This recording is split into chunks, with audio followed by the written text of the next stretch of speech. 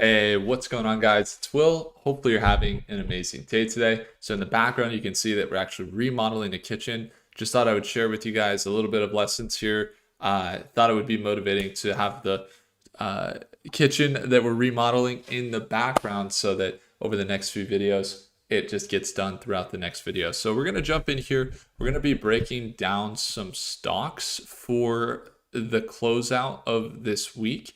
We're going to be looking at a few key indicators and definitely considering mostly stocks inside of AI. We're going to be looking at quantum stocks as well as some space stocks as well. And if you have any companies that you're interested in me covering, then make sure to just drop the ticker symbol along with why you think it's a good deal down below. So the first stock I wanted to look at here was Symbotic. We kind of talked about it a little bit, but one of the companies that has some robotics that's for back-end automation for companies like Walmart and Target and what have you is Symbotic. And they've been on this trend here pretty consistently. You can start to see them break into these new levels. They had a really good day today, up 14%. And we had them mapped out down here around about $16.50. And they made that run as high from there for about a 100% increase. So started to see them push up here. Let's see if this level will allow us to do some analysis here. Yeah, so about 125% increase there on Symbotic stock. Now, right now they do look a little bit overextended as they pushed up big time today. And when we're looking at the technical analysis, just from a perspective of the RSI, the MACD, kind of see looking way overbought at the moment. But something that does get our attention is the overall direction. Go back here, the year, you could start to see they've been on this downtrend. So it's possible that they do get rejected as this has been their trend. But they did just kind of break out. So as they're in a downtrend, they just broke out. Now we're starting to see this new trend develop. And they're starting to build their revenue to new levels of in the hundreds of millions of dollars. So it's going to be one that we'll be watching closely, Symbotic stock. Now, the other one that I've heard you guys share with me a lot, and make sure to comment the ticker symbol down below if you'd like me to do analysis of one. And when you do, if you could do kind of like a format, it would be like the ticker, and then it's going to be the buy price and sell price.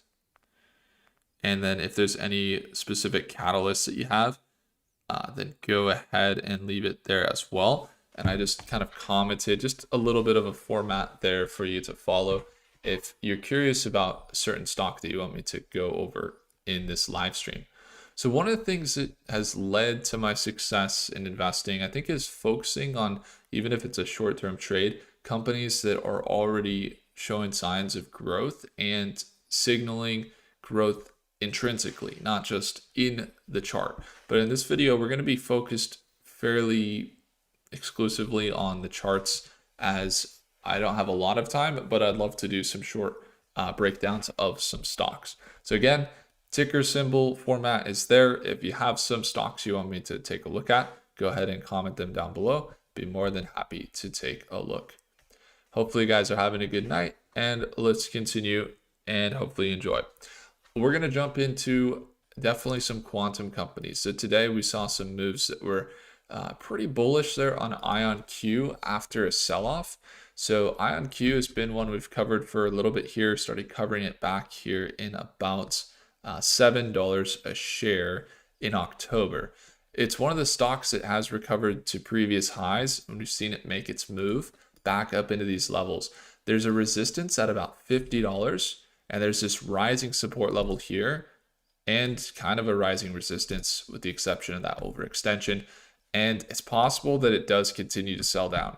If we look at the averages as of the last few hours, it did push up today, but it has this previous resistance here. It's a previous support that could act as a resistance, and it would make sense potentially that it could get rejected.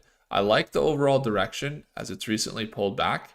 So if we just kind of look at the near-term trend, take a look at how that risk looks. It's kind of like this, right? So we have this overall uptrend that's starting to kick in really since this 3-stage reversal. So the way that 3-stage reversals happen, usually, I mean, it's going to start with one direction. So we got this direction here, which was down. It was very consistently, you could see selling off, right? So you got lower highs, all the way down to this level.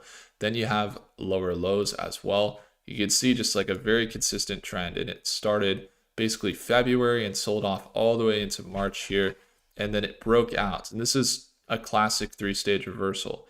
Then you have the breakout where it starts to consolidate from left to right, and that's exactly what happened here. Basically from beginning of March until June, it was consolidating from left to right, from support and resistance, getting rejected, and then we saw it push up out of that resistance, find support, and then now it's been trending up. It was starting to develop this new uptrend, and that's kind of what we're talking about here, with the exception of this big buy up to $49. And I see Steve commenting there. Thanks for the comment, Steve. And I see Jay says TMC. We could take a look there, as well as Tigritty says BBAI. We'll take a look there. When it comes to this movement here for see, one of the comments got held for profanity, so I'll take a look there. I think that was so Stennis. When there's this move here that's $48 price point for the target, it's basically at this moment, do you guys kind of see it's at this rising support here, rising trend, and it's recently sold down. It's starting to break up above that EMA here. So this rejection just happened back on June 9th, so about 9 days ago. After it got rejected, IonQ sold down to about $35.95. And then we start to see it break back up above this EMA, push above this 200-day moving average, and now starting to have some more indication that we could potentially see it make this trend continue up into these levels. So what we're going to be watching is this level here, getting into this margin for profit. There is some risk, of course, but do you see how the risk just looks a little bit less than that of our potential for profit here? So that's what we're going to be looking for, that 20% swing potentially with IonQ this week and possibly into next week. But if it breaks this level down around $36 a share, then that would just be getting rejected by this SMA. So we want to see that move play out. All right, so we got a couple comments from you guys, and I see some different ticker symbols, and let's take a look. Okay, so we got Oscar, so let's take a look at OS. It's Oscar Health. I've had some people have me take a look at this one. Last time we did analysis on it, we were looking for a trend, a bounce from about $13 up into the $17 range. That's what it appears we did last. It was right here. Looks like it did make that move, that 21% swing and more. It actually pushed up into this $19 price point, so a 40% increase from our last analysis. What we could see is this breakout take place. So it did break out of this downtrend. Now it's starting to potentially continue this upward direction.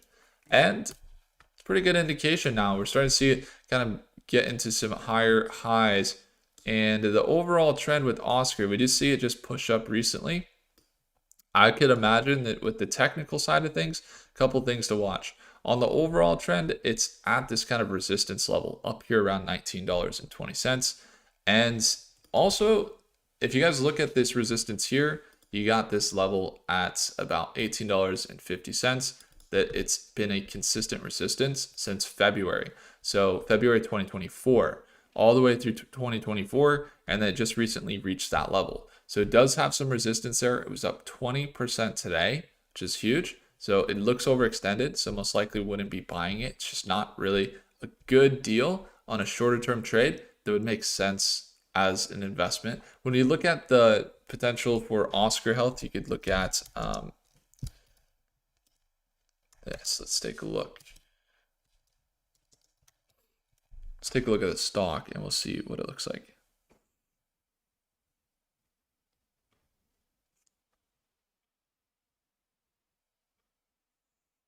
Sweet. Yeah, so we look at market cap 4 billion. They're 3 billion in revenue per quarter. Wow, that's actually pretty good. Yeah, from a valuation standpoint, seems like they are fairly undervalued actually. Quarterly income statement increasing quarter over quarter.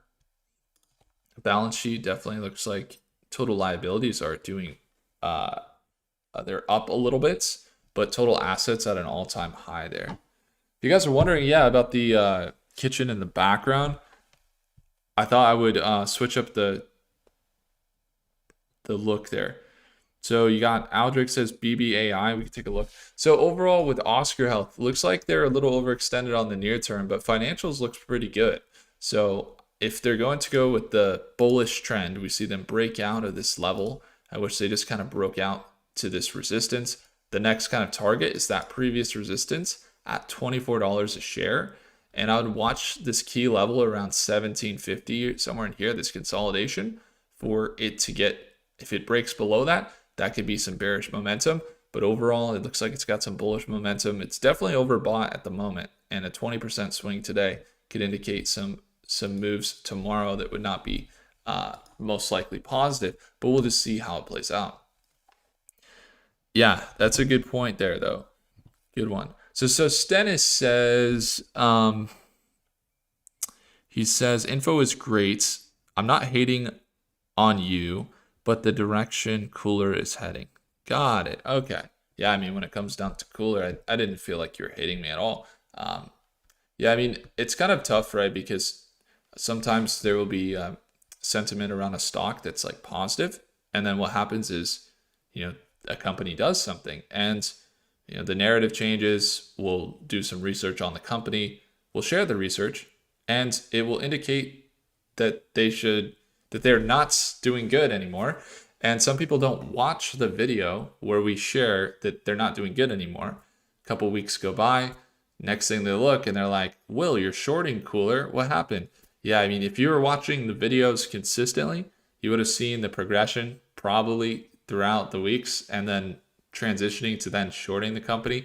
And sometimes that happens with companies, but it's all part of experience. It's all part of getting into a deeper understanding of different companies, and they're not always as they seem. Chris says, hi Rich, recently subscribed. Been watching your BBAI info. Currently own 800 shares at an average of $3.85. Let's hope it hits $6 soon. Nice, Chris. Yeah, I appreciate the comments, and great job with being below the current price with your 800 shares. I don't know what that works out to, but it looks like that's good profit for you, and happy that things are going well so far.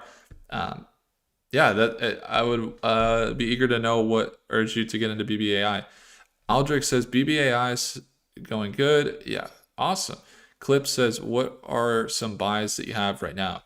Yeah, it's kind of what we're identifying. One of the companies we just covered a minute ago was IonQ. Seemed like it had a little bit, while it's maybe overall direction's up, and it's got this downtrend that it's kind of been in over the last few weeks. You can see it sell off. It is possibly finding this trend in this upward direction, so that was one we were watching closely.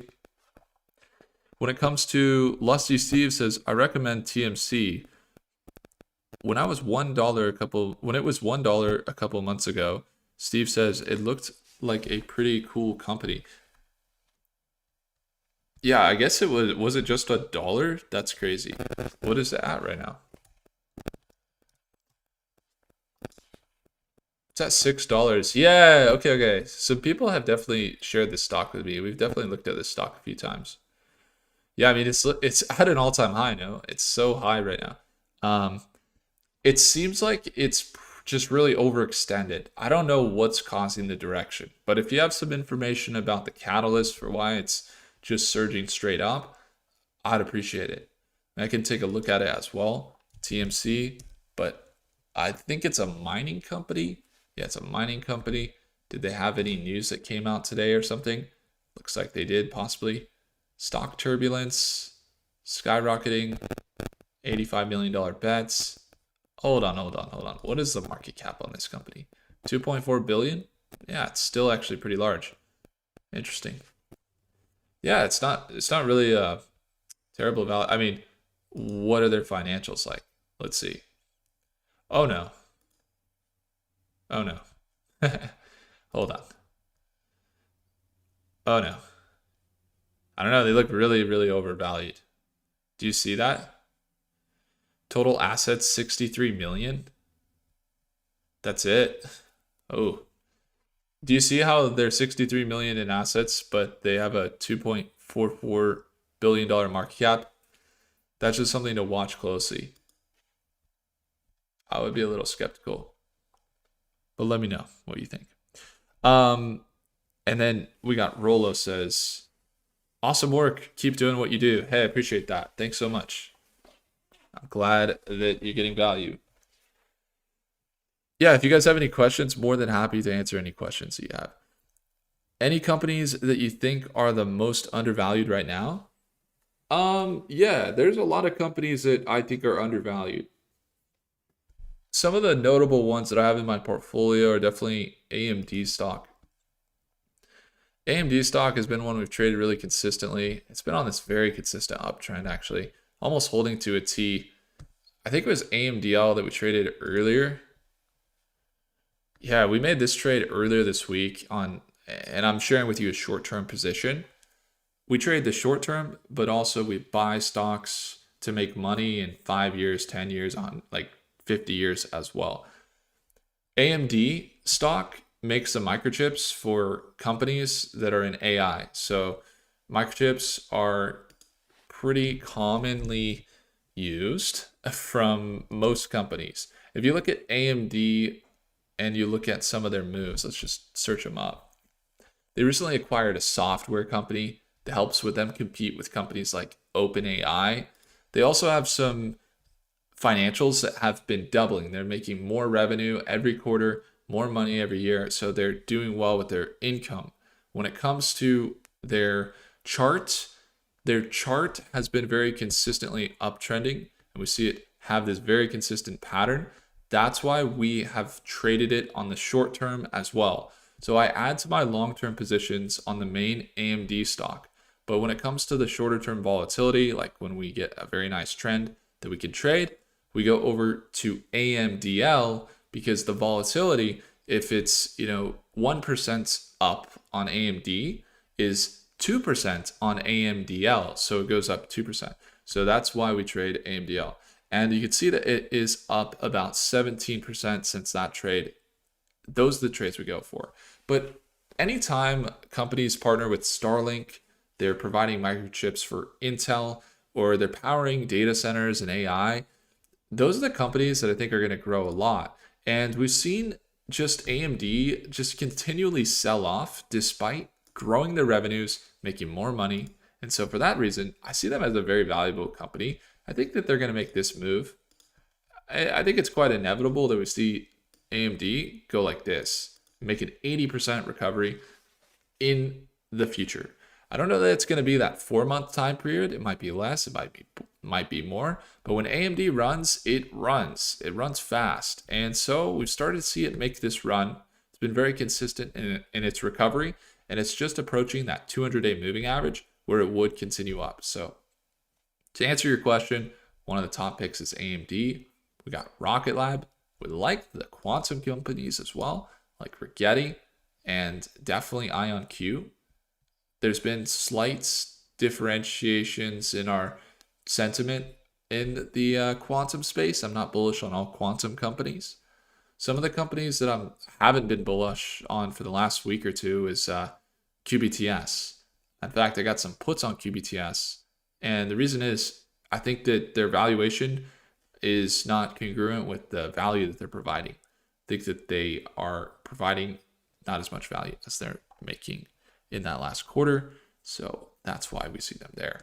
But I do have a bullish outlook on most quantum companies. I think QBTS is still innovative. I don't hate the company or anything like that. The only companies that I would have, disdain against are companies that aren't good for society. But I think quantum, AI tech are good. I like to see aviation.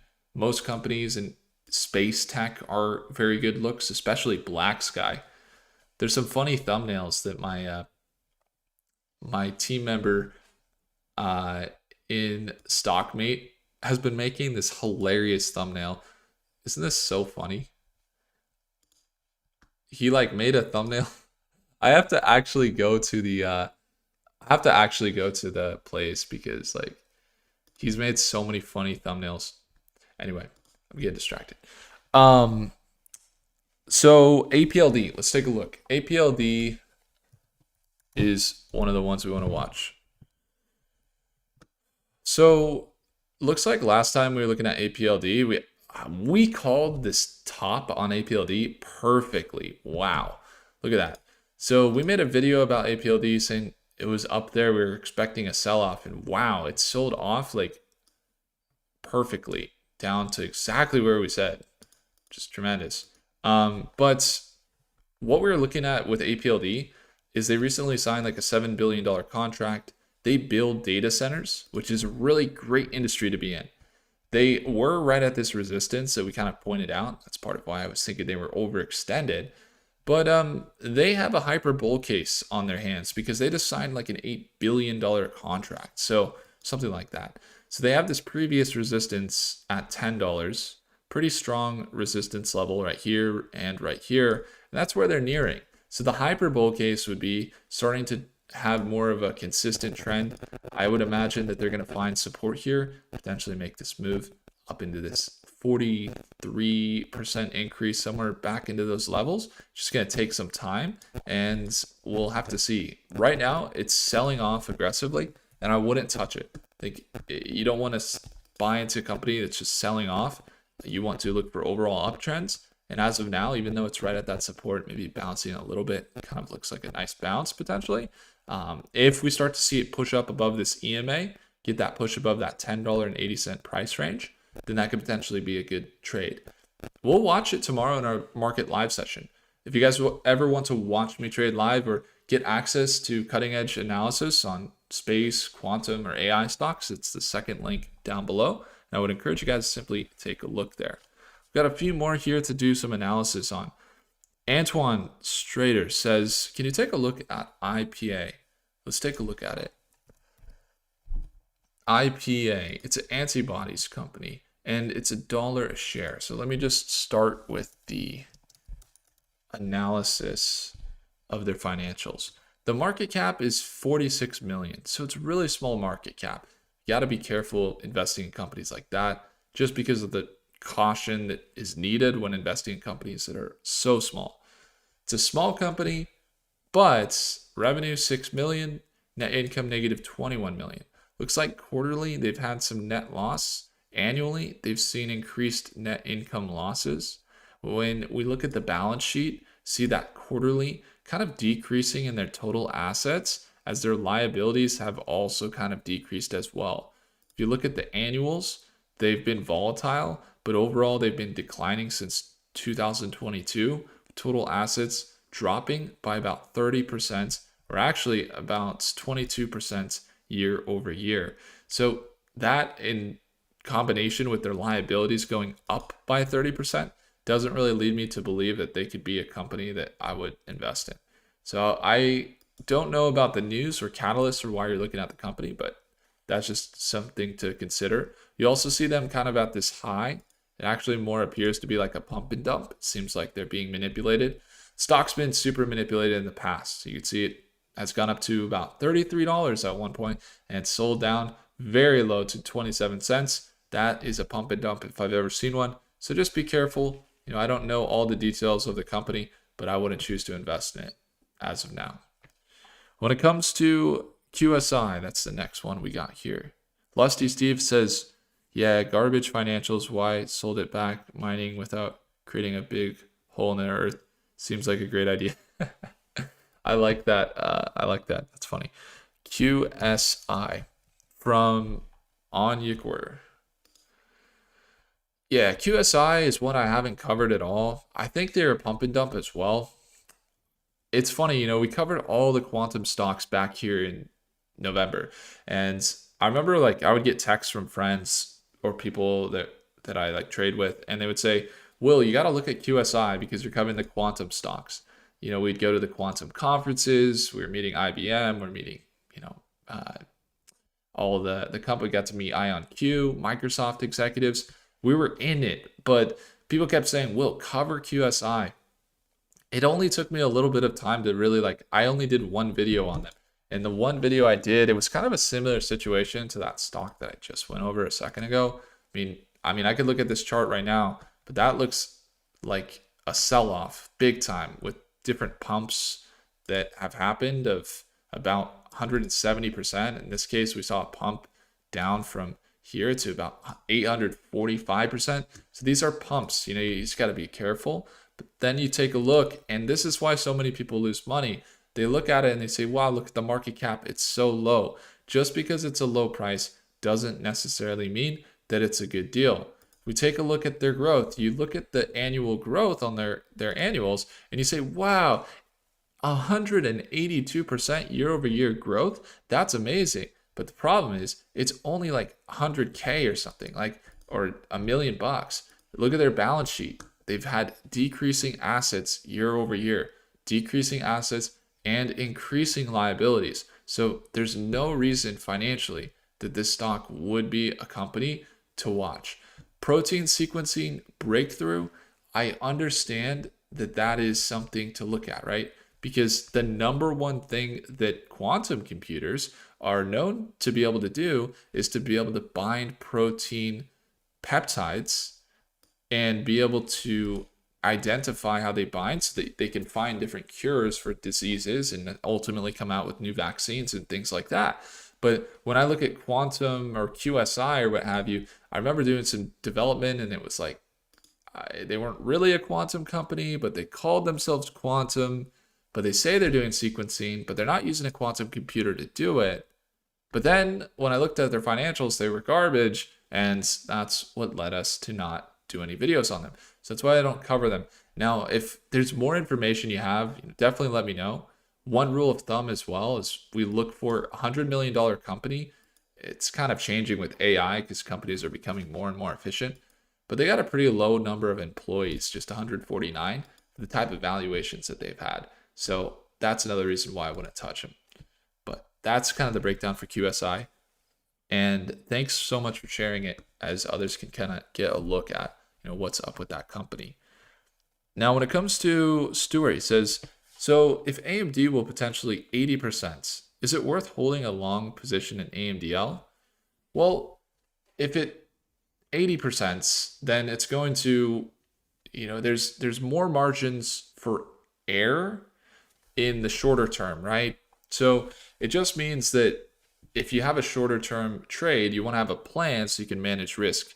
Does it mean that it's 100% going to 80%? Not necessarily, but I'd say it's one of the highest chances ever. But AMDL, for example, also has a decay of where it is 2x on the short term, but there's management fees on the long term for the index fund of, I think it's 3 or 5%. And then on top of that, when you look at the volatility, if it did drop another 10%, you might be fine with that on AMD. Are you okay with stomaching a 20% drop on AMDL? Because that's what it would be if AMD drops 10%, which, right now, it could make that 80% swing, which we just went over, this 80% swing up in these levels. We could see that happen. But when you look down on the last month, for example, you look at this trend and you look at this development, it's possible that it swings back down in this trend on its way up there. And that swing right there is a 7% decrease. Are you okay with a 14% drawdown on AMDL when you're holding that long-term position? And so if you're okay with it, you could stomach stuff like that, then yeah, it's not a bad idea to go long on AMDL for multiple weeks or months. But if you can't stomach that type of loss, or maybe it's taking longer and it's not fully tied up, that money, you might want to just know that it is basically made for high volatility shorter term trades. But yeah, it could be used for a longer term trade, but you just got to be able to stomach that volatility, because a week from now, if it sells down to this previous support here, you don't want to come and say, well, I was in AMDL, but I'm freaking out because it sold down 30% because it sold down 14%. And I don't know what to do with AMDL. It's like, yeah, I mean, that's a pretty normal swing. It's not too crazy. But over on AMDL, it's pretty scary, right? So, high risk, high reward. But I think it's better to do AMDL on the shorter term. That's what I do personally. And I manage risk accordingly. So I go for those 15, 20% opportunities like we got over on AMDL the other day. Here it was a couple $1,000 when we made this swing as a 17% swing here. And those swings have been happening like quite consistently. And when they happen, if you have risk managed, it's okay to lose because you're going for those upsides that are that big. So just keep that in mind for the shorter term. AMDL has that potential, but it's also something you got to look at. Rich, I have $10,000 in gold. Could you advise me what stock or stocks I should invest in for 5 years? I don't tell people what to buy. I just tell you, how I'm investing, and I can share with you, the different catalysts that are happening, the financials, and give you a full understanding of different companies. But I wouldn't tell you what to invest in unless you're a private client of mine. But if you want to be a private client of mine, I'd be more than happy to give you more information on that. Lusty says, I've been getting into Webull and SoFi. There's also email, Chris, if you want to send me a message over in my description, and we can talk on the phone there as well. Lusty says, I've been getting into Webull and SoFi. Webull long-term and wise, I think it will be at a Robinhood level. It's quite possible.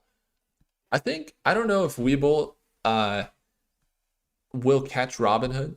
Robinhood made an insane move that only happens every 4 years. Can any of you guys guess how Robinhood notched an extra $250 or $300 million in an opportunity that only happens once every 4 years?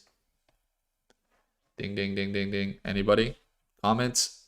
How did Robinhood add an extra 300 mil to their balance sheet in an event that happens once every 4 years? So they partnered with this company.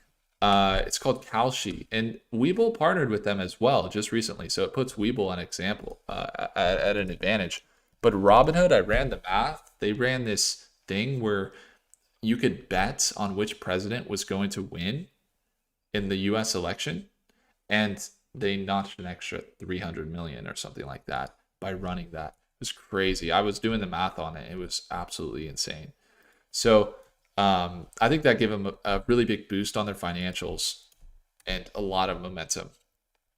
And they were kind of a first mover. Webull's got this sell-off. We kind of see them sell down, and they've been consistently selling down. And honestly, they don't look like such a bad deal. They're starting to push up, break above that 200-day moving average. Starting to see them. The thing is the overall direction is down. When you have that overall direction looking the way it's looking, I mean, it's possible you get a nice swing, but the overall direction is just not looking that favorable. I personally don't use Webull either, so it's, I don't always. It's usually if I'm investing in a company, it's because I'm like very heavily into it. Webull, I don't think has any competitive advantage over SoFi or definitely over Robinhood. Even SoFi, are they doing crypto? They need to be doing crypto. But this is a recovery that's about 10 or 12% potential on Webull. And I could see it take place, but it's trading an overall downtrend. And you can start to see it push up. It almost looks like it's on this cliff where it might continue back down in this like lowering resistance. So just take a look there and make sure that you do consider the risk, because it's not an overall uptrend. I personally would not be trading it just because I like to trade stocks that are showing more signs of a confirmation of an uptrend.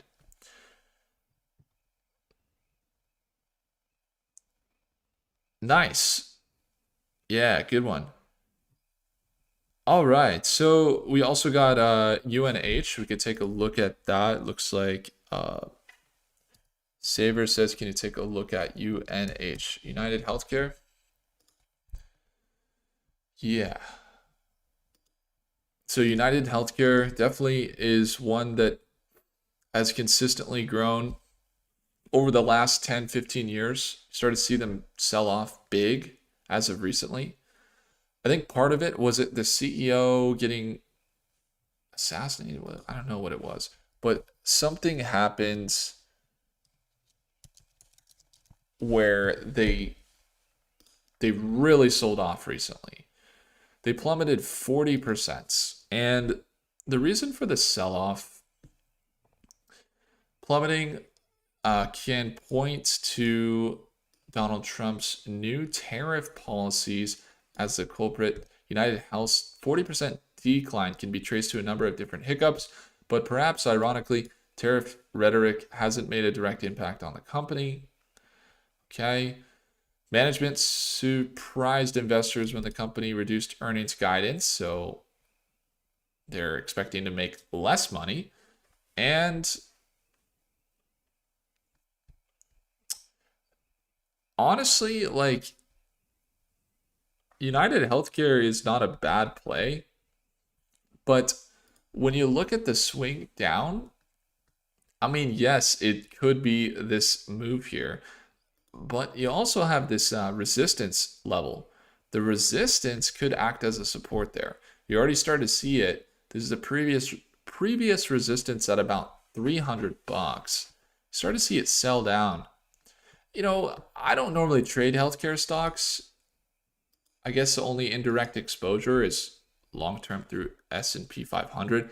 But what you can see is this move here, and it's about a 97% recovery to previous highs. It's a big recovery. So the upside, it's there. The downside is just continually selling off. I feel like personally, and this is my take it or leave it, but I've found I'm a young person, you know, I don't need healthcare as much. Like, I got dental insurance and you know, that's about it. But when it comes to, you know, investing and using healthcare, I personally think that most of the companies are, if you've looked at the insurance and how it works, that there's a lot of negative connotation for good reason, because of companies making a ton of money when they shouldn't be making money, marking things up when they shouldn't be marking things up, and honestly, just some shady healthcare business. You know, I've seen it in my family members, like my mom or my brother, like having health insurance. I had United Healthcare at one point, our whole family, when I was a little kid, and like I remember like United Healthcare absolutely giving my parents like the runaround. I had asthma. I had like one of my lungs worked like 30% of what it should have. And so, and I had super bad allergies when I was a kid. And I still played a ton of sports, and I ended up like doing well and like in all the sports and into high school and stuff like that. But during those times, it was a struggle. And I remember that like we had United Healthcare, but like, and it was like the best level or whatever, and we still paid an insane amount of bills for like asthma and all of my stuff, as well as my mom and my brother and stuff. So when it came down to like the healthcare, I always felt like it was just not worth it. So that's kind of how it is. Now when it comes to the camera, guys, as you can see, it kind of went out, so that's fine. We'll wrap up the session here. But yeah, I guess there's an upside potential. Overall downtrend as of recently in that sell-off. They're at a previous support and they could shoot up. But honestly, I probably wouldn't trade them. Just not that I'm not interested in them personally. We got Rocket Lab. Yeah, let's take a look real quick at Rocket Lab. That's the next one that we got there. Stuart says, thanks for the great advice. Absolutely, man. Yeah, I mean, that's just kind of some of the things that have led to my success. I can only speak from my own experience. Everybody's coming at the investing from a different way. Some people are like, I'm just looking to make an extra, 5-10% trade, or make some money to, pay for some things, and they just see it as like a cash way to make cash. And if that's the approach and that's what you're looking at, yeah, potentially could be a good opportunity for sure. Kind of depends how your style is. We do trade, but like I said, it's all based on intrinsic, even on the short term. I'm looking at values. RKLB. RKLB is Rocket Lab. I got a friend that works at Rocket Lab. He's a developer, He's given me some really good insights into what they do. Looks like the overall trend has been up. We got a couple of trends happening here. So they got this overall trend, it's been up, and they're starting to break into new highs. Start to see them push above this 200-day moving average again. And honestly, this resistance could be up here. Start to see this level at which they're shooting for, which is getting up into this level of about $33 again. Now, if we're really going to see that level, it's a previous high that they have been rejected at. So we got to watch and see if they're able to make that move. The reality is they're having tremendous cash flow. The cash flow that they're getting from Black Sky, from which, oh, again, really funny thumbnail I have to show you guys that Yoga made from our team on Black Sky. It's so funny. It's like zooming down on us. But anyway, from outer space, Rocket Lab has this unique ability where they're doing end-to-end development. So if we look at their company, like they have this end-to-end space company where they actually build their own components. Like they have their own software. I was just talking with my friend Ben, and he was telling me that he works at Rocket Lab in Long Beach. And he's telling me like, yeah, we do all our own semiconductors, we do our own solar panels and all that. And on top of that, they're one of the main companies that's constantly having missions. You can look at their missions. They're constantly launching for companies in some of the biggest industries in the world. So they launch for NASA, they launch for Black Sky. Their next launch is a mission overview for Symphony and the Stars.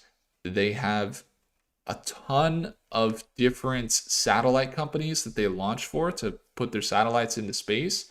And I wouldn't be surprised if they're the main, most popular public. They are, but they're going to be as big as SpaceX. SpaceX is a valuation of $250 billion. The financials on Rocket Lab, they're at $12 billion valuation as of right now. But if you take a look at where they're at from a revenue standpoint, they are increasing their revenues. If we look at their revenue in the financials quarterly, it's really just increasing.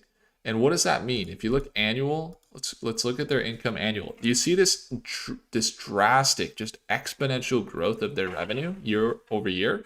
That just means they're starting to get serious business and launching for other companies.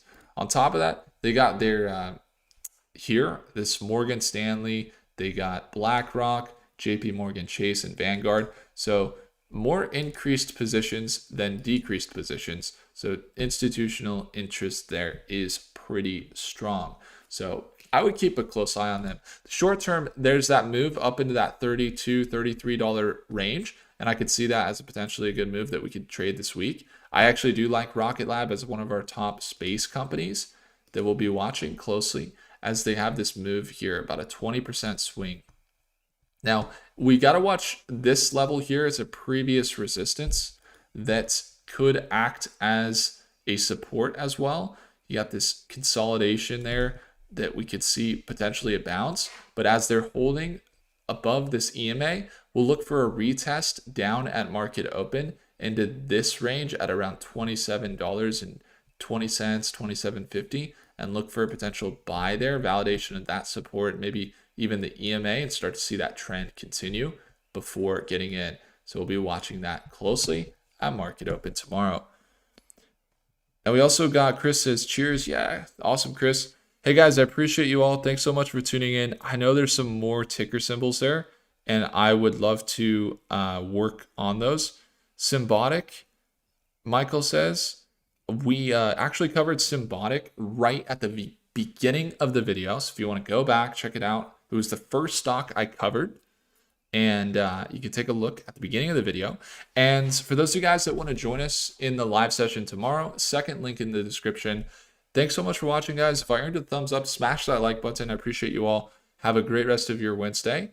Do consider subscribing, and I'll see you guys in the next video. Take care.